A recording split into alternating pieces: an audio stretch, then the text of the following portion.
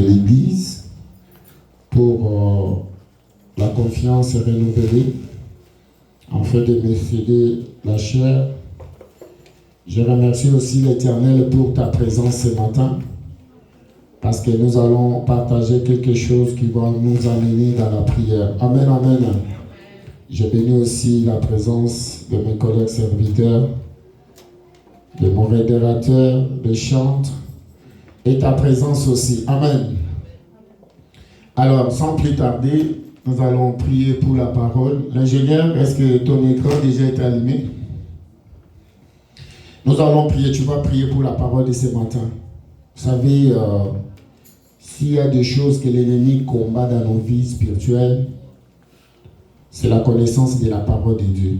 L'ennemi veut toujours que tu puisses marcher dans l'ignorance afin de manipuler ta vie, afin de manigancer les choses. Mais si tu as la connaissance, même dans la vie normale, lorsque tu as une connaissance, personne ne peut pas te tribler, personne ne peut pas te piéger.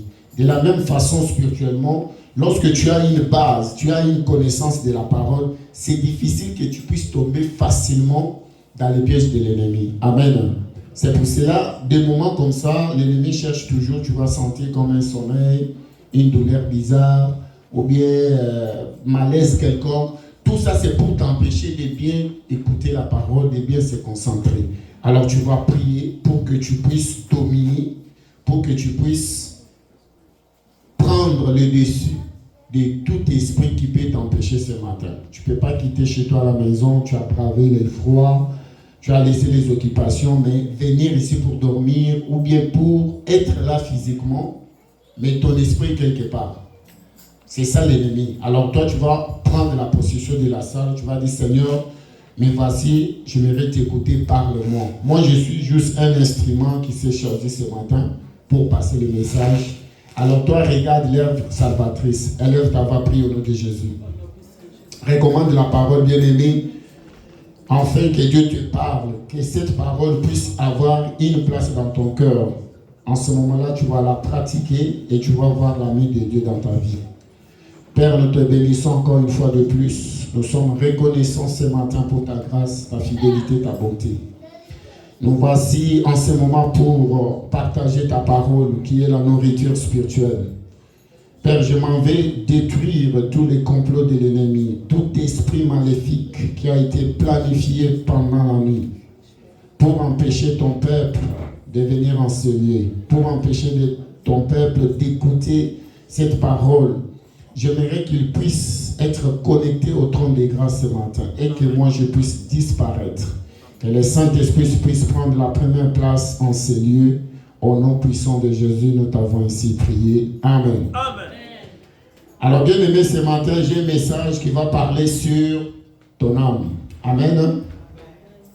La restauration de l'âme. Je vais parler sur 3 éléments que j'ai appelés 3 pas vers la restauration de l'âme. Alors ce matin, je sais que technicien, est-ce que tu peux baisser les volumes? Alors ce matin, je vais parler, comme j'ai dit, mon thème c'est 3 pas vers la restauration de l'âme. L'homme est composé de 3 choses. Nous avons l'esprit, nous avons le corps, nous avons l'âme. Et l'âme est définie comme les sièges, comme les réservoirs des pensées, des volontés, des désirs, des émotions. Amen, amen.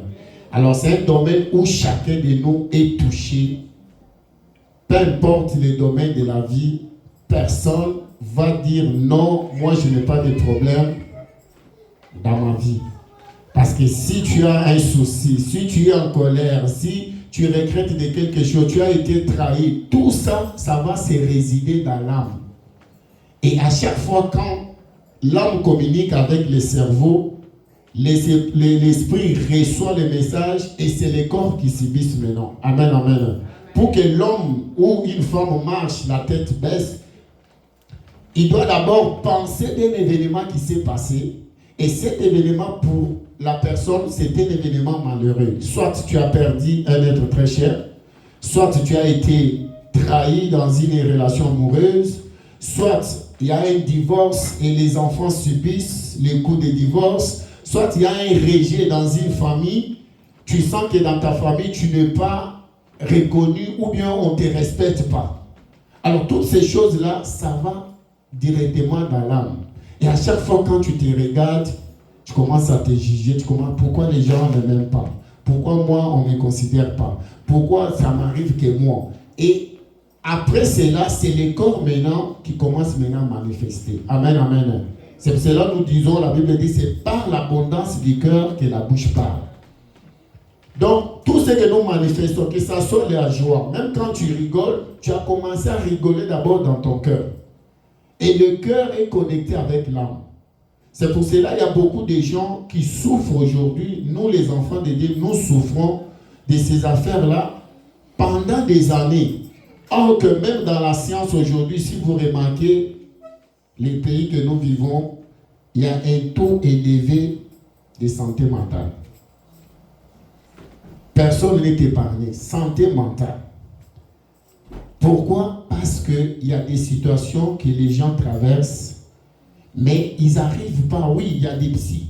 Je sais qu'il y a des psychologues, vous les recevez, et on vous reçoit, vous parlez tout ce que vous avez, vous videz seulement. Mais ça ne finit pas.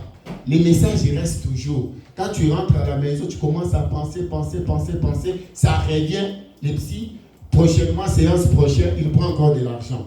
C'est pour cela, moi, je me rappelle, lorsque j'étais tombé, j'étais presque à la porte de la dépression.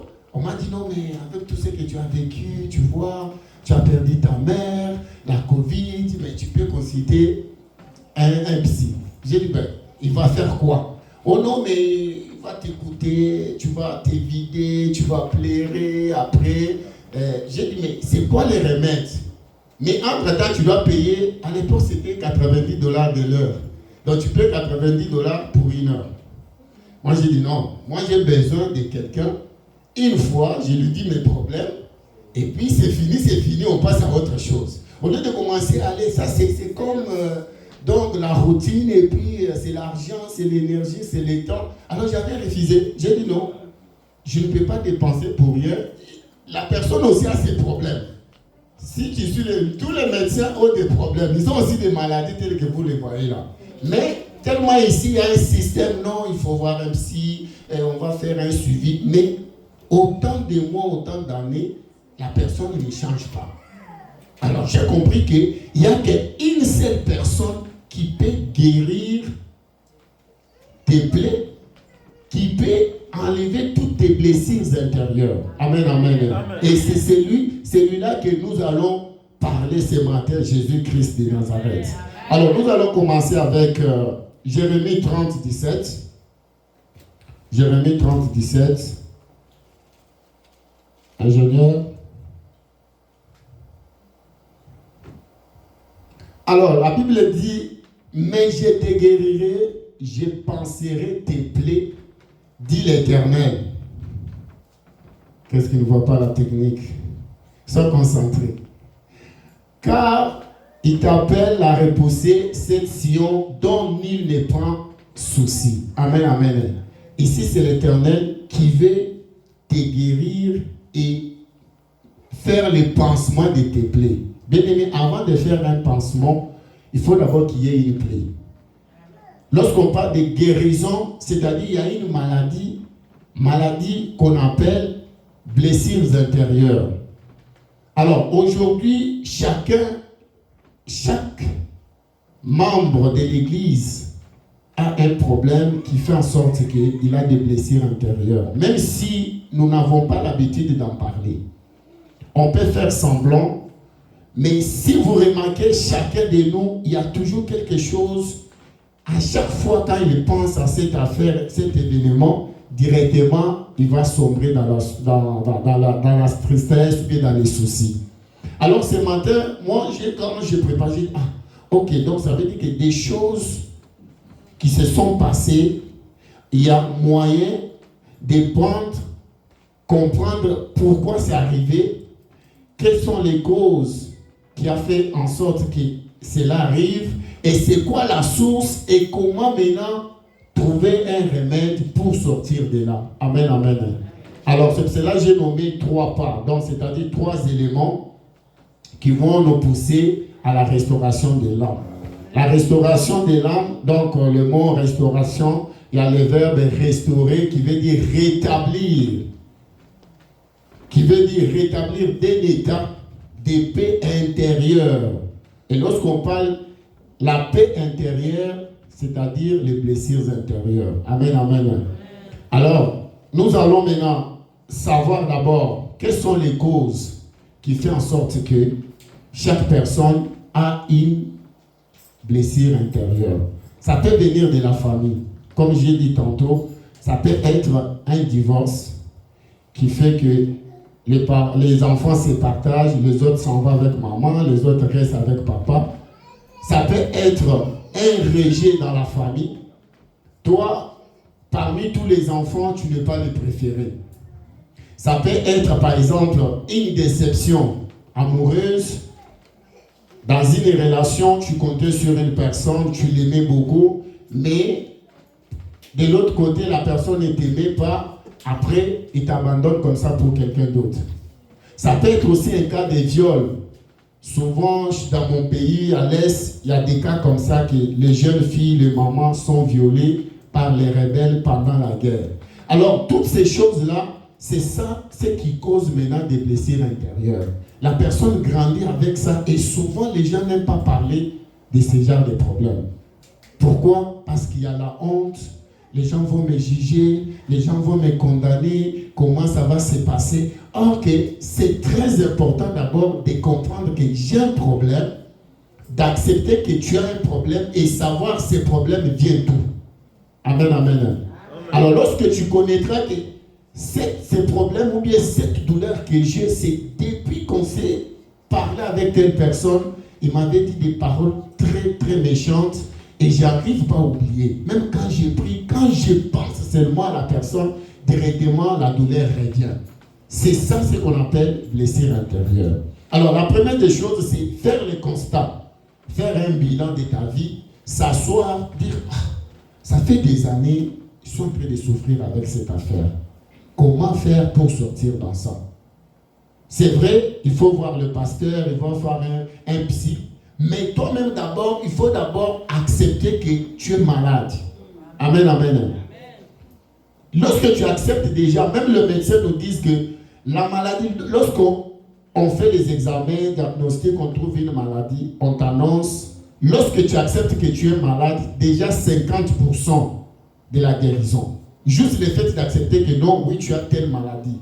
Que ce soit les cancers, que ce soit, je ne sais pas, prostate, le diabète, tension. Quand tu acceptes déjà ton cerveau communique avec le corps pour dire que ok, mais c'est possible.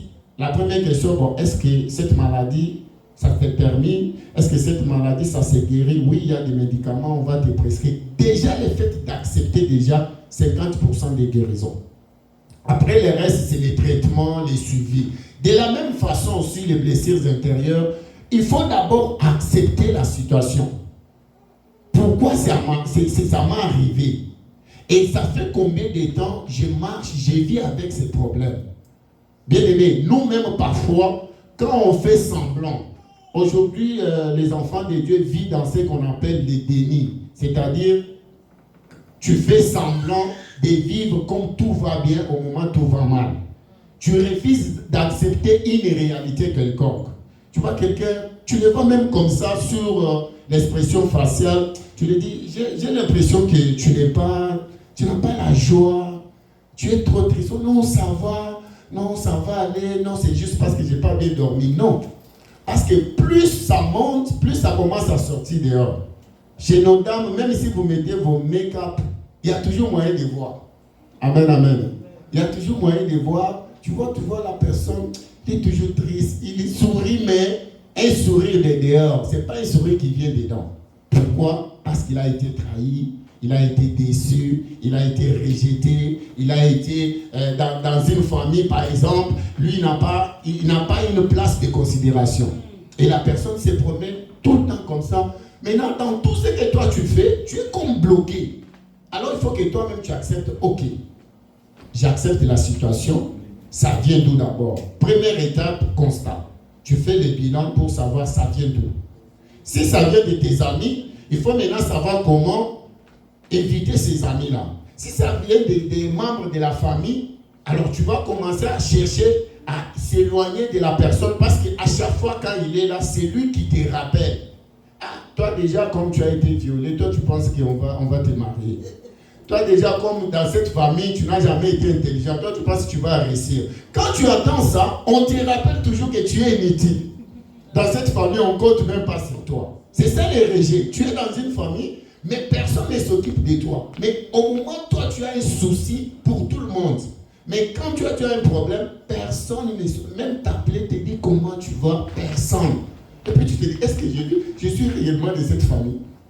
Est-ce que je suis réellement... Parce qu'il y a aussi des parents qui font en sorte que les familles se divisent. Ça, c'est un conseil pour les parents. Nous, les parents. Lorsque tu as des enfants, évitez de montrer que tu aimes tel enfant plus que les autres. Parce que si vous lisez bien l'histoire de Joseph, ça n'a pas commencé des rêves. Les rêves sont venus accentuer les problèmes. Déjà, il était l'enfant préféré de son père. Il avait même une technique spéciale. Vous voyez? Alors maintenant, les autres, comment dans cette maison, il y a que Joseph qu'on parle, il y a que Joseph, pourquoi pas nous? Alors lorsque lui maintenant, tout en étant petit, il ne savait pas. Il vient maintenant avec ses rêves, allez, ça a déclenché les problèmes. Alors il y a aussi des familles comme ça, une maman qui commande seulement sur un autre garçon. Moi je connais une famille, maman souhaitait toujours, dans cette maison il n'y a que trésor. Dans cette maison il n'y a que trésor. Vous autres, en tout cas je ne peux pas compter sur vous. Mais ça créait déjà la haine. Jusqu'aujourd'hui, c'est difficile que cette famille-là puisse être réunie. Pourquoi? Parce que depuis le bas âge, maman comptait que sur l'aîné de la famille. Les autres, même à l'école, quand ils amènent des notes, il n'y a pas de félicitations. Vous voyez? Alors, maman, oui, il avait sentiment pour montrer c'est mon fils aîné, mais il a détruit sa famille. Alors, c'est très important. Il y a des paroles très touchantes qui, plus que même fouetter quelqu'un. Quand tu parles des paroles, toi tu es toujours comme ça, toi tu n'as jamais été intelligent, regarde tes amis, regarde, chaque fois tu répètes ça hante, l'enfant se sent que non, dans cette maison, même si j'ai fourni l'effort, on ne va rien accepter, alors ça ne sert à rien, il abandonne. Tout ça, les paroles des parents. Alors c'est très important, parce que les blessures intérieures ne viennent pas seulement, par exemple, des trahisons, des déceptions, non, il y a aussi des paroles très très blessantes. Toi, tu parles, tu sens que tu as parlé, mais la personne est blessée, il commence à pleurer. Pourquoi il m'a dit ça? Pourquoi il m'a fait ça? Pourquoi? Les pourquoi des années, et puis ça crée maintenant des blessures dans la vie de la personne. Amen, amen. Alors, lorsque tu observes maintenant, la Bible dit que Jacob, lorsqu'il est allé chez Laban, il a travaillé pendant 20 ans. Dans les 20 ans, d'abord avant d'y aller, il avait d'abord volé la bénédiction de son frère Esaü. Lorsqu'il est allé, il a travaillé pendant 20 ans. Maintenant, dans 20 ans, là, il y avait 7 ans pour Léa, 7 ans pour Rachel, 6 ans pour les brebis, 20 ans au service. Après, il s'est rendu compte, il a dit non. Si je continue avec mon oncle, je pense que toute ma vie, je vais travailler pour lui. Alors, il écrivait à chaque fois. Il a dit un jour, non, moi je pense que je dois partir. Mais son oncle ne voulait pas parce que ça devient comme exploitation de l'homme par l'homme. Alors il y a un moment bien aimé, la situation dans laquelle tu traverses, tu peux prendre une décision, tu te dis non, non, trop c'est trop. J'en ai marre de vivre la même situation. J'en ai marre de continuer toujours à penser. Donc ça commence maintenant à toucher. Donc tous les efforts, tu te dis, parce que j'ai été trahi, parce que j'ai été déçu par quelqu'un, oh non, je ne peux pas me marier. Mais non, tu ne peux pas dire ça. Ce n'est pas parce que le frère Trésor t'a déçu que non, tu vas rester sans se marier, non. Ce n'est pas parce que la sœur telle t'a déçu que tu vas rester sans se marier, non. Parce que là, tu te dis non, ça ne sert à rien, tout le monde est pareil. Non, tout le monde n'est pas pareil. C'est juste que tu es tombé sur la mauvaise personne. Amen, amen. Alors, il y a un temps où, lorsque tu observes, lorsque tu fais les bilans, tu prends maintenant la décision de faire maintenant les démarches. Ce qu'on appelle deuxième tour. Deuxième tour ou bien deuxième pas, c'est-à-dire, tu vas maintenant chercher à refuser déjà la situation. Pourquoi? Parce que parfois, la situation, lorsque ça arrive, la souffrance, la source de souffrance, il y a 4 sources de souffrance. Premièrement, d'abord, ça doit être l'ennemi, diable, un esprit qui est entré, peut-être un esprit générationnel, peut-être tu as fait quelque chose, et après l'esprit est en toi qui te fait maintenant souffrir. Là, on peut prendre l'exemple de la femme qui souffrait, qui avait le dos courbé pendant 18 ans. La Bible déclare que lorsqu'il est entré, l'Éternel est en train d'enseigner, mais la dame est entrée dans les synagogues. C'était un dimanche comme aujourd'hui. L'Éternel a observé, il a dit que ce n'était pas ni son péché, ce n'était pas ni une maladie normale, mais c'était un esprit dans la vie de la dame. Pendant 18 ans, elle marchait comme ça. Alors, la Bible dit que l'Éternel a chassé. Jésus a chassé l'esprit est sorti et ça a créé même des problèmes avec les sacrificateurs. Oh, on est dimanche, on ne peut pas faire un miracle. Pour dire qu'il y a la première source de notre souffrance ou bien de notre blessure intérieure, il y a d'abord l'ennemi. Une petite parole, directement, toi tu commences à développer, tu développes, après tu te retires. Tu fais ce qu'on appelle l'isolement. Oh, je ne vais rien savoir, je parle à personne parce que comme il m'a dit ça, il ne m'aime pas, voilà. Tu développes, après l'ennemi entre maintenant, il commence maintenant à jouer dans ta vie. Amen, amen. Deuxième source, c'est la méchanceté de l'homme. Il y a des gens, des femmes, des hommes méchants comme ça, ils ne veulent pas voir ton bonheur. On peut prendre l'exemple, par exemple, les 2 femmes prostituées. La Bible dit que ils dormaient dans la même chambre, sur le même lit, chacun avait son bébé. Mais l'autre était dormi sur son bébé, le bébé est mort. Pendant la nuit, il a changé le bébé. Alors, le matin, quand ils commencent à se disputer, ils sont allés voir Salomon à l'époque, en tant que roi, pour trancher les problèmes. Mais la Bible dit que la dame n'a pas eu le cœur d'une femme. Elle voulait perdre tout à prix. Comme elle a perdu son bébé, que son ami aussi puisse perdre aussi son bébé.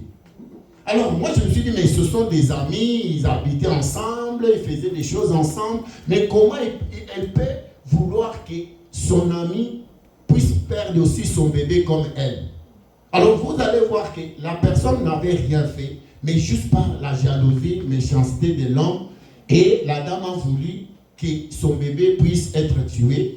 Heureusement que Dieu avait révélé à Salomon avec la sagesse pour poser l'acte, on va diviser l'enfant en 2. Sans cela, la mère biologique de l'enfant, elle a dit, je ne vais pas perdre l'enfant. Si c'est comme ça, donnez à l'autre. C'est là où le roi a compris que non, la vraie maman des bébés, c'est l'autre qui a dit, il ne faut pas les couper en 2. Ça, c'est les hommes. Tu peux être entouré de personnes qui n'aiment pas ton bonheur, qui ne veulent pas te voir évoluer, qui sont là pour te détruire. Alors, en ce moment-là, il faut maintenant observer. C'est pour cela qu'il faut avoir un esprit de discernement.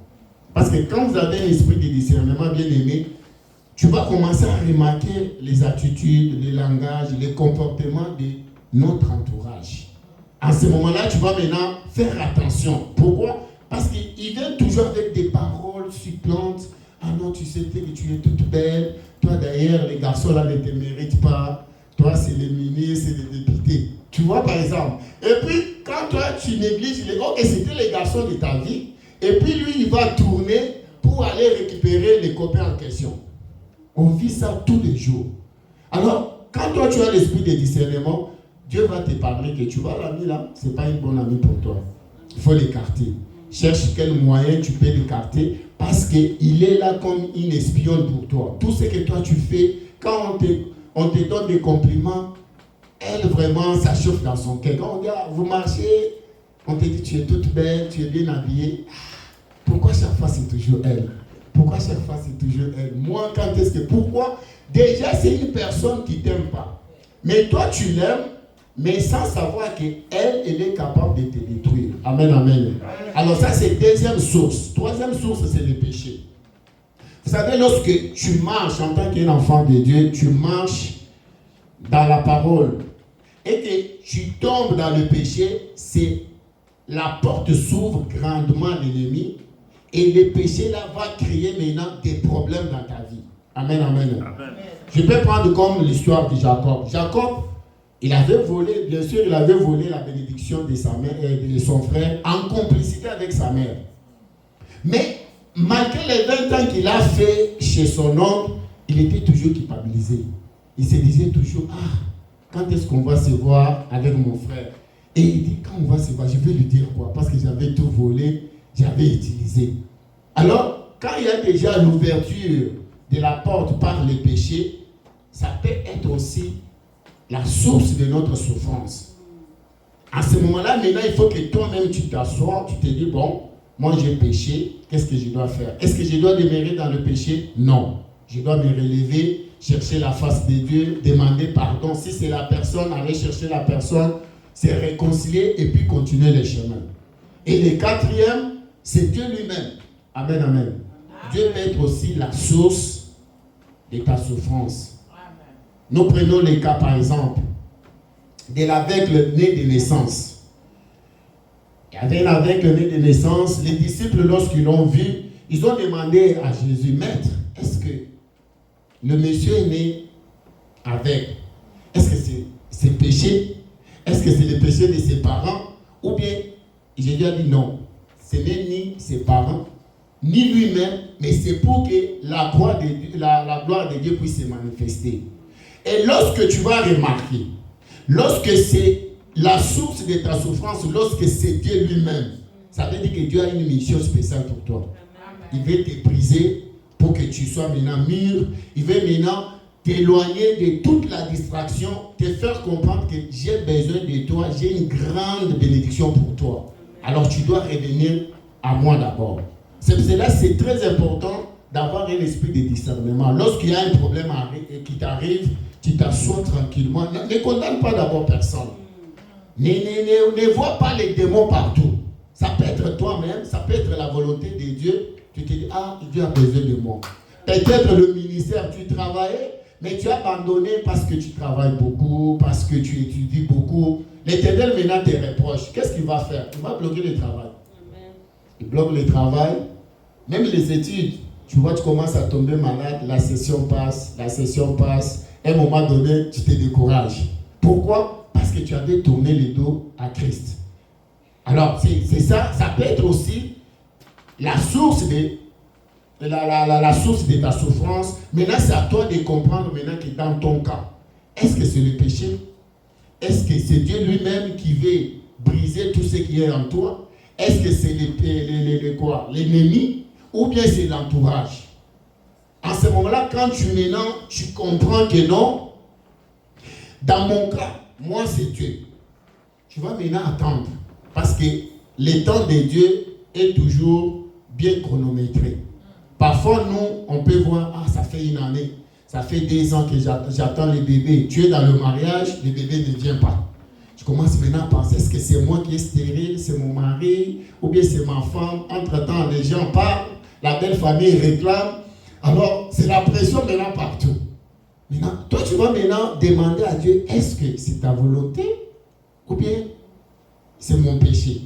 Ou bien c'est l'ennemi, parce que dans la famille aussi, il y a toujours les oncles et les tantes qui parlent. Non, on avait dit dans cette famille, personne ne va se marier à tel âge. Lui, comme il s'est marié à tel âge, il n'aura pas des enfants. Il y a des familles comme ça. Ou bien quand tu te maries, il faut d'abord divorcer et puis tu reviens à la maison avec des enfants. Après, tu attends 2e mariage. Il y a des familles comme ça. Maintenant, il faut que toi, tu comprennes, tu es dans quelle famille. Et quand tu es dans de telles familles, il faut maintenant t'élever dans la prière pour briser. Sinon, ça sera de génération en génération. Alors, c'est très important, bien aimé, lorsque tu fais un constat, et puis tu refuses maintenant de vivre cela, tu te dis non, j'en ai marre, je dois sortir dans ça. Je dois faire une démarche. Même si tu n'as jamais parlé de ça à quelqu'un, trouve pasteur, trouve quelqu'un de confiance, partage la situation. À ce moment-là, ça va sortir et puis on va trouver des remèdes. Mais quand tu te caches, non, je ne veux pas que les gens le sachent. Sinon, les gens vont parler. Les gens parlent toujours. Que tu fasses du bien, ils parlent. Tu fasses du mal, tu parles. Tu es béni, on parle. Tu es pauvre, on parle. Alors, toi, si tu te dis, tu vois, les gens parlent beaucoup. Même les Québécois parlent. Nous, au travail, on a des Québécois, ils parlent plus que les Congolais. Moi, je disais, en fait, c'est nous les Africains, entre nous, Songi, mais et j'ai vu que les Blancs aussi sont spécialistes en ça. Vous voyez un peu ça? Et surtout quand ils parlent à basse voix, tu peux passer comme ça, tu n'entends personne. J'ai dit, ok. Alors, cette affaire, c'est mondial, quoi. Vous voyez? Alors, personne, tu vas aller aucune place où quelqu'un va faire des commentaires. Alors, c'est très important de comprendre que non, j'ai vécu quelque chose, ça me dérange depuis des années. Alors, je dois voir pasteur, on doit partager. Je dois voir peut-être maman pasteur, je dois me confier. Pour libérer, lorsque tu libères, tu prends la décision de sortir. À ce moment-là, maintenant, tu vas passer à la troisième étape, chercher la face de Dieu. Amen, amen. Chercher la face de Dieu. Jacob, dans un premier temps, il avait fui avec la bénédiction de son frère. Là où il est allé, il a travaillé 20 ans, il était fatigué. Il a dit non, je dois partir. Une nuit, quelconque, il a pris ses deux femmes, ses enfants, il est parti. Pourquoi? Parce qu'il en avait marre de travailler pour son homme.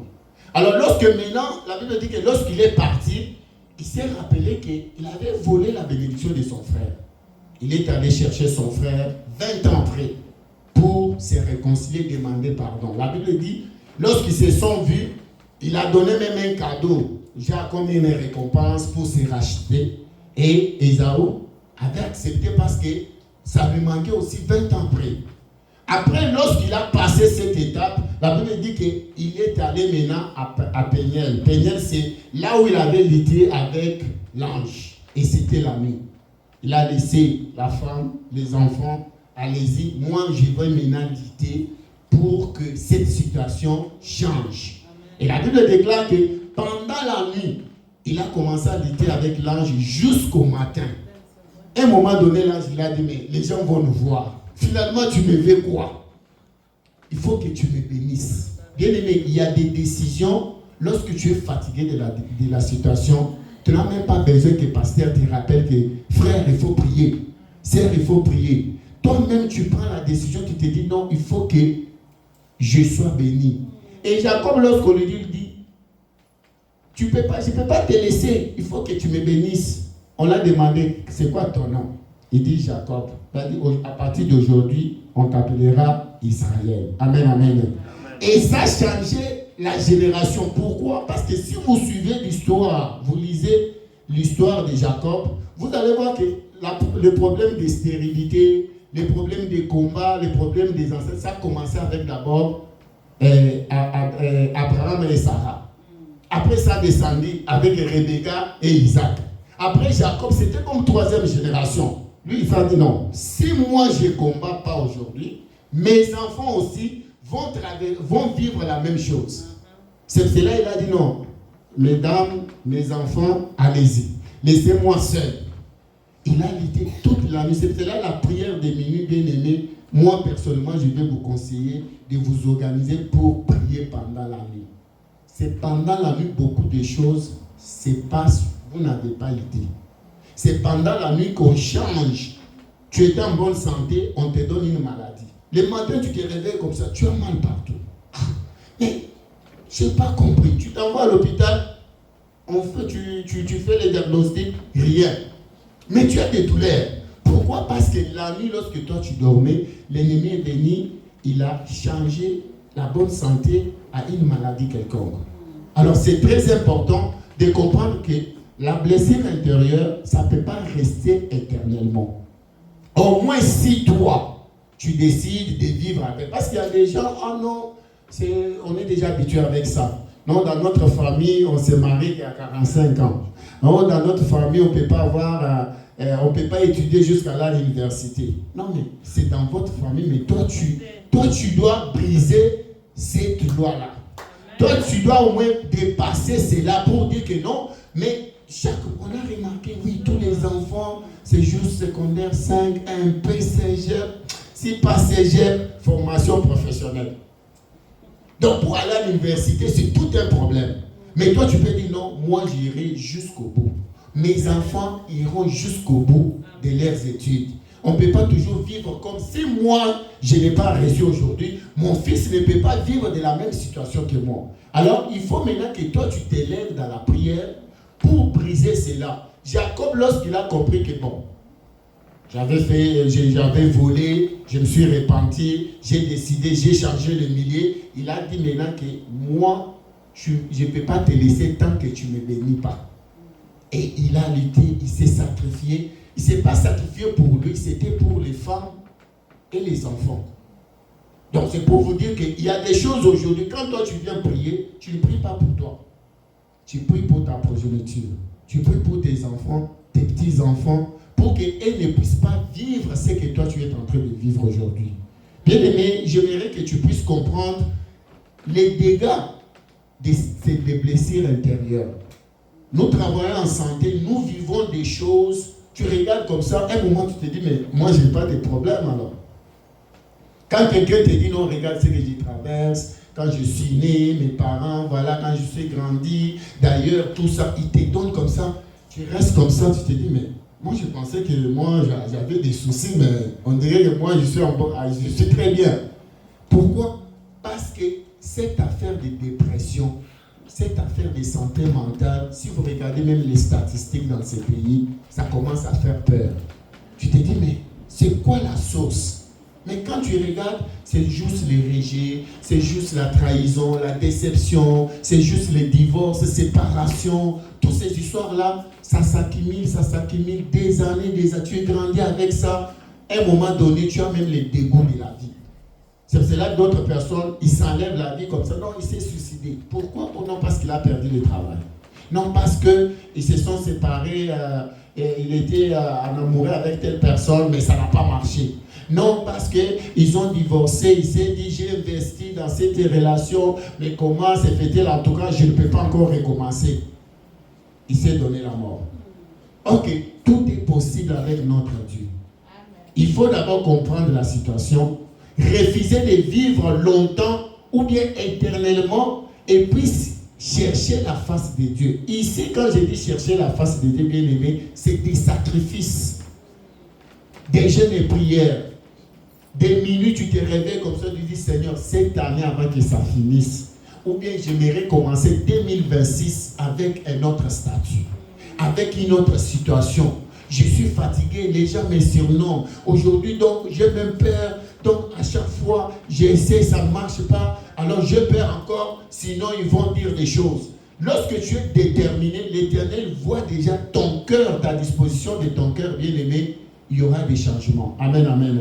Alors, moi, j'aimerais ce matin que tu puisses comprendre que l'Éternel a besoin de te guérir. Il a besoin, pas seulement de guérir, mais de bander aussi tes plaies. Parce qu'il y a des blessures qui saignent, il y a des blessures vraiment, ça va prendre le temps, il faut faire des suivis, il faut nettoyer, parfois ça fait mal, ça prend du temps. Par exemple, si tu as perdu tes parents, ou bien si tu as été rejeté, ou bien si tu as été trahi, pour oublier la personne, pour oublier la chose, ça va te prendre du temps.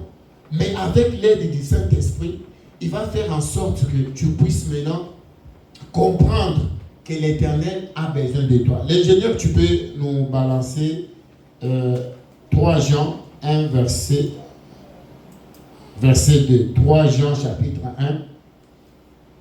3 Jean, chapitre 1, verset 2. Alors, la Bible déclare, bien-aimé, je souhaite que tu prospères à tous égards et sois en bonne santé, comme prospère l'état de ton âme. Amen, amen. Amen. Ici, lorsqu'on parle prospérer à tous égards, c'est-à-dire dans tous les domaines de ta vie. Ça peut être dans les finances, ça peut être dans les relations, ça peut être physiquement, ça peut être émotionnellement, ça peut être spirituellement, à tous égards. Ça, c'est le souhait. Ça, c'est la volonté de notre Dieu. Il dit, j'aimerais que tu puisses prospérer et tu sois en bonne santé. Pas seulement en bonne santé. Donc, ça veut dire que comme de la même façon, ton ton âme prospère, c'est de la même façon que le reste de ta vie va prospérer. Alors l'âme, c'est quelque chose qui nous bloque. Tu peux dire à la personne, oui, je t'ai pardonné, oui, j'ai oublié, mais quand tu rentres dans ta chambre, tu commences à rebobiner, tu commences à penser, j'arrive pas, je ne vais même pas les voir. Non, quand je les vois, l'image me revient. Bien aimé, ça c'est l'ennemi maintenant qui commence à te détruire. Il y a encore la possibilité d'oublier. Il y a encore la possibilité d'abandonner. Tu dis, Seigneur, c'est toi qui avais permis que cela m'arrive. Si cette famille m'a fait souffrir, c'est toi qui m'as mis dans cette famille. Je n'ai pas choisi ma famille. Mais j'aimerais que tu puisses me guérir de cette blessure. Parce que je n'arrive pas à avancer. Je commence à sentir de la haine. Je commence à sentir. Donc, tu quittes de la colère, c'est la haine maintenant. Et la haine maintenant va te pousser à tuer même quelqu'un. Vous voyez, c'est comme du péché au péché. Donc, tu as péché déjà à haïr quelqu'un. Après, tu vas encore le tuer. Après, tu seras maintenant culpabilisé toute ta vie parce que tu as tué quelqu'un. Alors, ce matin, le message est pour toi et pour moi, pour que l'Éternel puisse nous faire sortir de cette douleur. Tu as souffert pendant des années. Dans cette étape-là, personne ne peut s'échapper. Personne. Ce n'est pas question d'argent, ce n'est pas question de diplôme, mais c'est question de l'âme. Avant que tu viennes au Canada, tu étais au pays, dans ton pays d'origine. Qu'est-ce qui s'est passé? Tu avais des amis, pourquoi vous êtes séparés? Tu avais des relations, pourquoi vous êtes séparés? Pourquoi les choses n'ont pas marché? Est-ce que tu as déjà fait un bilan? Est-ce que tu t'es déjà posé des questions? Même si tu avais raison dans cette relation, c'est l'autre qui a tort. Mais toi, tu te sens trahi, tu te sens blessé. C'est toi qui souffres par rapport à l'autre personne. Alors, il y a encore une vie devant toi. Il y a une autre possibilité. Tout dépendra de toi. Si toi, tu veux demeurer dans ça, bien-aimé, c'est l'ennemi qui va se réjouir. Mais ce matin, notre Seigneur Jésus-Christ, il a besoin de toi. Il a dit, j'ai besoin, mon souhait, j'ai besoin que tu puisses prospérer. Et quand tu prospères, tu dois être en bonne santé. Toi, tu penses que tu es en bonne santé, mais tu n'es pas en bonne santé. On va se le dire. Ce n'est pas marcher tous les jours bien comme on est habillé comme ça. Je peux m'habiller comme ça, mais mon cœur saigne.